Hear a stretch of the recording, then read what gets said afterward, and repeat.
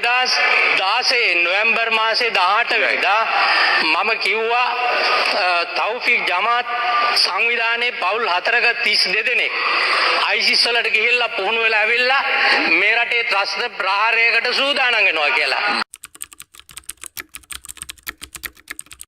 දැන් පමාද වෙබ් අඩවි මේ රටට මහ පිළිලයක් වෙලා තියෙනවා. දැන් වෙබ් අඩවි වල කතාවල් පවත්තලා දානවා අපේ හාමුදුරුවෝ දානවා දෙමළ මිනිස්සුන්ට මුස්ලිම් මිනිස්සුන්ට බැනලා. ඒ කට්ටියට ගහන්න ඕන, ඒ කට්ටියට මරන්න ඕන.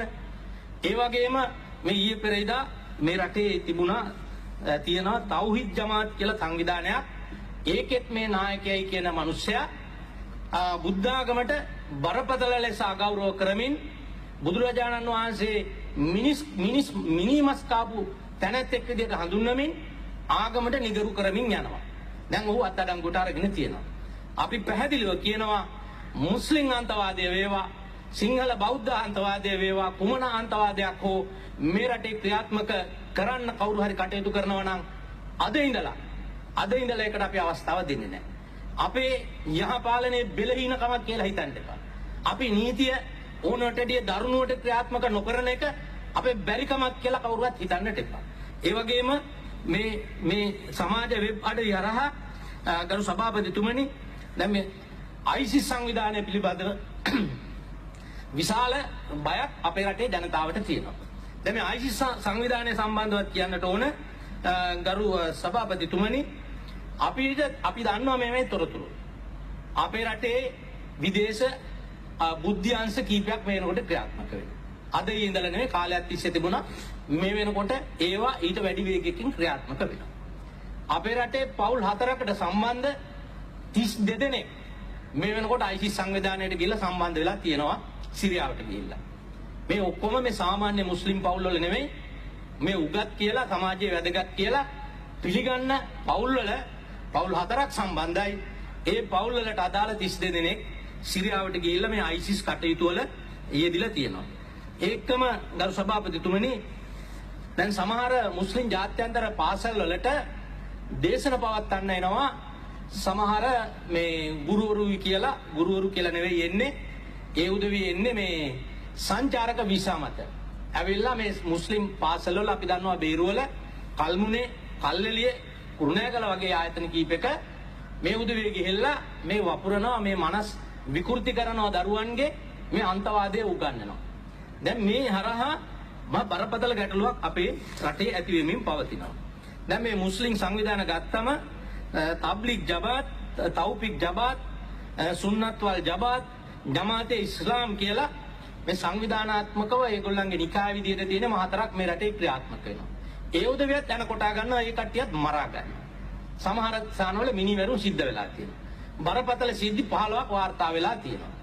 දැන් මේක ඒ උදවියගේ මේ අභ්‍යන්තර අරගලය මේ රටේ අරගලයක් බවට පත් කරලා මේ රට නැවතත් අරාජික දේශයක් කරන්නට අපි ඉඩකඩ ලබා දෙන්නේ නැහැ කියන එක පැහැදිලිව කියනවා.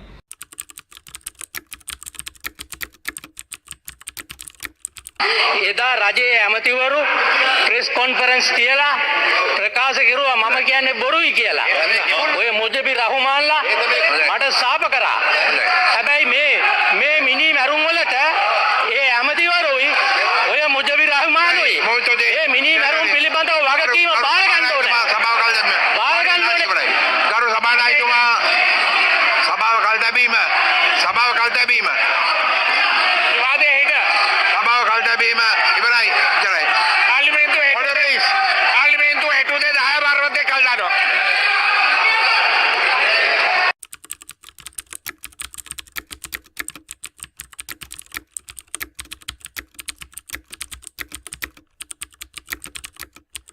Sri Lanka is again under curfew tonight, and new emergency powers have begun for the military amid warnings of more explosives and militants in or around Colombo. This as the extremist Islamic State group claimed it carried out the Easter bomb attacks, which left at least 321 people dead. On Sunday morning, a series of coordinated bombings struck targets across Sri Lanka. One bomb ripped through St Sebastian's Catholic Church in Negombo, a seaside town north of the capital. On the east coast, the Zion Evangelical Church in Batticaloa was also attacked. In the capital, Colombo, simultaneous explosions struck St Anthony's Shrine, the Shangri-La and Kingsbury hotels, followed by an explosion at the Cinnamon Grand Hotel. Another 2 explosions took place in other locations around the capital in the early afternoon. Our reporter... After funeral.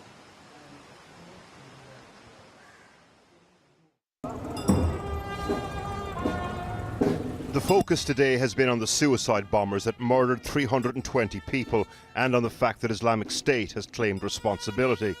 The focus on this street, the Burlington Joseph family. This afternoon, Islamic State claimed responsibility for the attacks. The terrorist group released a video purporting to show the 8 attackers. Each of the attackers is named, as are the churches and hotels they targeted. Yesterday we reported from St Sebastian's Church, north of the capital, Colombo. CCTV footage has emerged showing one of the suicide bombers arriving there on Easter Sunday morning, just before the final blessing at Mass. He stops outside, appears to pat a young child on the head in the courtyard, then walks into the church without hesitating.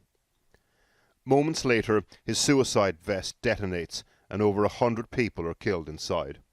This CCTV footage is significant, partly because the bomber is obviously a highly trained terrorist. The explosions happened with deadly synchronicity across the country, and there would have had to been an organised support network to enable that. The suicide bombers at the Shangri-La Hotel and Cinnamon Grand were brothers, sons of a wealthy spice trader.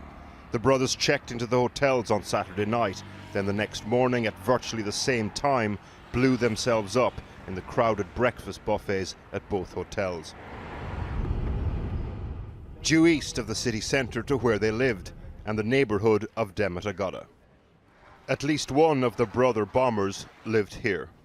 Off the back of the attack, wife and brother lived in the properties here on this street. As police tried to get in, bombs were detonated inside. The wife and brother died, as did 3 police officers. There are also reports that 2 young children were inside the property at the time.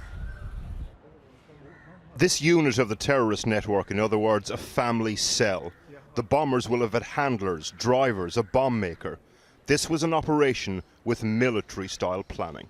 On a letter from police officials to security bosses warning of an attack from a little-known jihadist group called National Tawhid Jamaat. The working theory now is that IS was funneling logistical support, even personnel, through this group. Takbir! Takbir! In the last couple of hours, the Sri Lankan president has called for the heads of the defence forces to be sacked. From national, regional crises, all the way down to the street, to a procession of rickshaws and coffins, to the pain of an entire family lost. As you walk towards St Sebastian's on this day of mourning, everyone is grieving. This once tranquil village church will now be known as the scene of the deadliest of the Easter Sunday attacks. So you videoed this yourself? Yeah.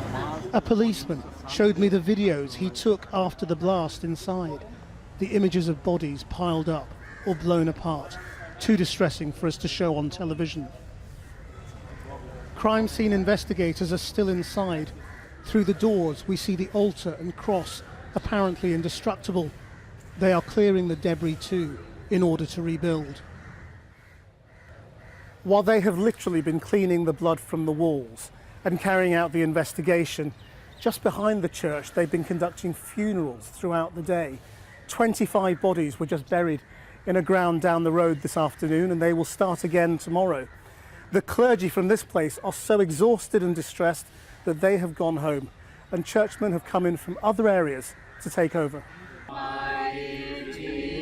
One after the other, they started laying the dead to rest.